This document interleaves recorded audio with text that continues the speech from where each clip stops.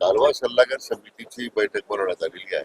या दोन्ही जिल्ह्यातील धरणांच्या पाणी वाटपा संदर्भात या वर्षाचं नियोजन करायचं आहे आणि म्हणून त्या भागातील जे आमदार महोदय आहेत, खासदार महोदय आहेत, त्यांच्याशी विचार विनिमय करून आपण दरवर्षी निर्णय करतो. म्हणून आजची बैठक बोलवण्यात आलेली आहे. आलमट्टीची उंची वाढवण्यासंदर्भात जे विरोध केला जातो, राज्य सरकार लेखी विरोध नोंदवणार होतं, तो नोंदवला गेलाय का? राज्य सरकारने आपली भूमिका लिखित स्वरूपात मांडलेलीच आहे. सर्वोच्च न्यायालयामध्ये आता आपण आपलं म्हणणं मांडलेलं आहे. आणखीन त्याला आता जी स्थगिती दिलेली मधल्या काळामध्ये आंध्र आणि तेलंगणाच्या विनंतीवरून, तर सरकारची कमिटमेंटच आहे की आलमट्टीची उंची वाढू द्यायची नाही, त्याला शेवटपर्यंत विरोध करायचा.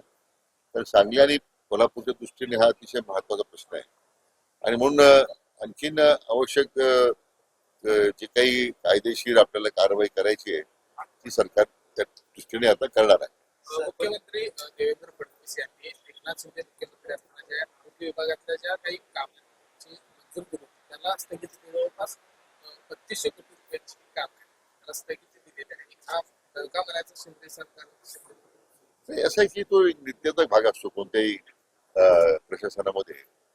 आता त्या कामांना स्थगिती का दिली, पाठीमागची काय कारण आहेत त्याची आम्हाला कल्पना नाही, परंतु मला वाटतं राज्याच्या धोरणासंदर्भात निर्णय घ्यायचे अधिकार हे सर्वस्व मुख्यमंत्र्यांना असतात. राज्य सरकारनं 100 दिवसाचा कार्यक्रम आयोजित केला. या कार्यक्रमाच्या मूल्यमापनासाठी शरद पवार गटानं शॅडो कॅबिनेटची स्थापना केली आहे. शॅडो कॅबिनेट निर्मिती केली आणि नव्या उमेदीनं कामाला लागा अशा पद्धतीने सूचना देखील पवार साहेबांनी त्या सगळ्या आता मला वाटतं शॅडो कॅबिनेट हे जे आता सध्या नाटक सुरू आहे त्यांनी कायमस्वरूपी शॅडोत राहायचं ठरवलेलं दिसतंय. त्यामुळे त्यांच्या फार नवीन उभारी घेणं वगैरे हे आता ठीक आहे. आता त्यांची उभारी संपलेली आहे, त्यांचा आत्मविश्वास सगळ्यांनी गमावलेला आहे, राज्याच्या जनतेने त्यांना नाकारलेला आहे. त्यांच्या अशा कोणत्या प्रयत्नाबद्दल आम्हाला काही कुठल्या प्रकारचं माझ्या दृष्टीने त्याला फार महत्व द्यायची गरज नाही. सरकार हे मंत्री कोकाटे यांना वाचवत आहे अशा पद्धतीची टीका संजय राऊतांनी केली. काय नेमकं याचं? मला वाटतं 30 वर्षापूर्वी एक प्रकरण होतं त्यांच्या बंधूबद्दलचं, त्याच्यात एक कोर्टाने काही निष्कर्ष लावलेले आहेत. त्याला आता जिल्हा न्यायालयामध्ये स्थगिती मिळालेली आहे. कायदेशीर प्रक्रिया सुरू असते. आता तो अंतिमता जो कायदेशीर जो कोर्टाचा निकाल होईल त्याच्या अगोदरच आता राजीनामे दिले पाहिजे वगैरे, का आता विरोधकाकडे आणि कुठलं कामात शिल्लक नाहीये. त्यांच्या दुर्दैवानं राज्याच्या जनतेनं त्यांना विरोधी पक्ष नेत्याचं पद इतकं सुद्धा आमदार निवडून दिलेलं नाहीये. अशा आता स्वतःच्या अस्तित्वात धडपड सुरू आहे विरोधी पक्षाची, असे बेतरावर करत राहतात. शक्तीपीठ महामार्गाला विरोध आहे असं असताना देखील सरकार शक्तीपीठ करते.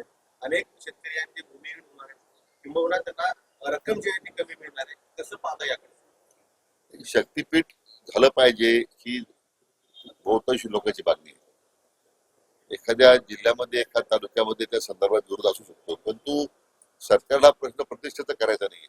यामध्ये ज्या ज्या भागातून शक्तीपीठाच्या अशा संदर्भामध्ये जास्त विरोध आहे, तीव्रता असेल, ते दालनं बदलता येईल का अशा संदर्भात सुद्धा सरकार विचार करतंय ना.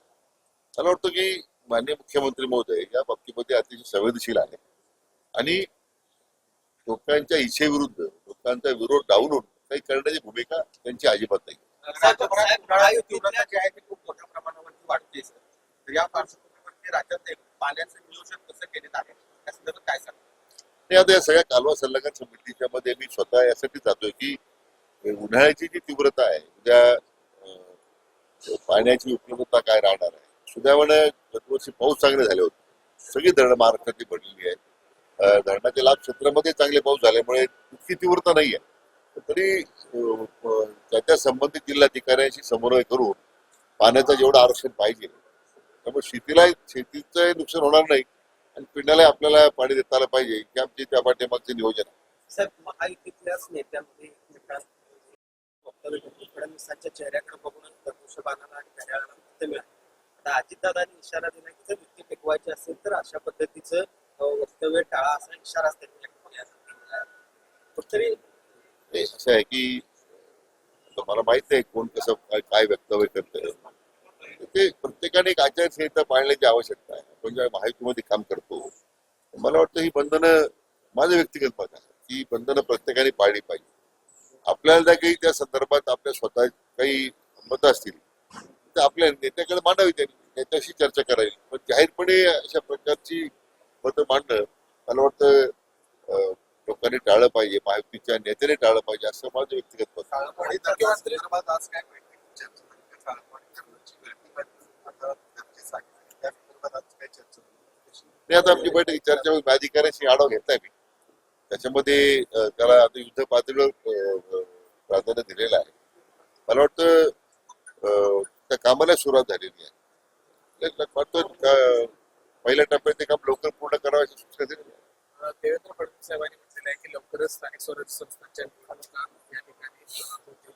महायुती याला एकत्र सामोरं जाणार आहे कारण महाविकास आघाडीत संजय राऊत म्हटले की आम्ही वेगवेगळ्या घटना आहोत. तेव्हा तुमचं काय? ते संजय राऊत काय म्हणतात ते मला त्या दृष्टीने फार महत्व नाही. कारण असं आहे की अगोदरच आपल्या स्वतःच्या पक्षाचे तरी वाटोळ केले, त्यामुळे आणखीन स्वतंत्र निवडणूक लढणाऱ्या पलीकडे त्यांना मार्ग शिल्लक राहिले नाही. पण महायुती म्हणून तो निर्णय घ्यायचा अधिकार आमच्या तिन्ही नेत्यांना आहे. माननीय मुख्यमंत्री मोदी असेल, दोन्ही मुख्यमंत्री मोदी आहेत, त्यांनी तो निर्णय करायचा. सध्याचा भाजप जो आहे तो नक्की भाजप पक्ष आहे अशी टीका आज संजय राऊत म्हणजे मला कळत नाही की आता उद्धव ठाकरेंनी शिवसेना जी आहे संजय राऊतची आहे तीच आता नकली असं लोक म्हणतात. तर बीड जिल्ह्यात नोकरी नको म्हणून पोलीस अधिकाऱ्यांनी अर्ज केले. जवळपास 107 अर्ज आले. मुलांचं शिक्षण हे मला काही कल्पना नाही. आता माझ्याविषयी मला कल्पना नाहीये.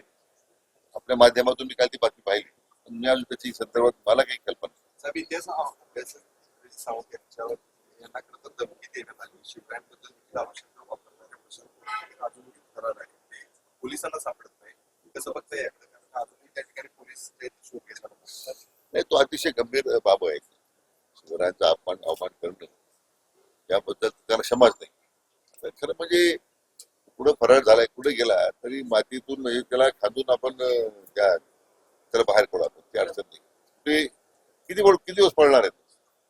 त्या महाराष्ट्रात शिवरायांचे मावळे एवढे सक्षम आहे, त्याला धरून आणल्याशिवाय राहणार नाही. तर पहिल्यांदा त्यांनी दावा केला होता की माझा एक नंबर तो वापरला गेला आणि मग मी तो नव्हेच अशा पद्धतीची भूमिका घेतली. नंतर नागपूर पोलिसांनी जो तपास केला, जो सीडीआर काढला, त्यामध्ये प्रशांत कोरटकरचाच नंबर वरूनच हे सगळे कॉल झाले स्पष्ट असं आहे की तो ज्या अर्थी फरार आहे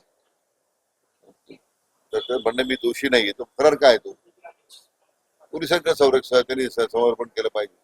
ज्या अर्थी त्यांनी हे सगळ्यात गंभीर गुन्हा केलेला आहे म्हणून तो फरार आहे. कारवाई होईल.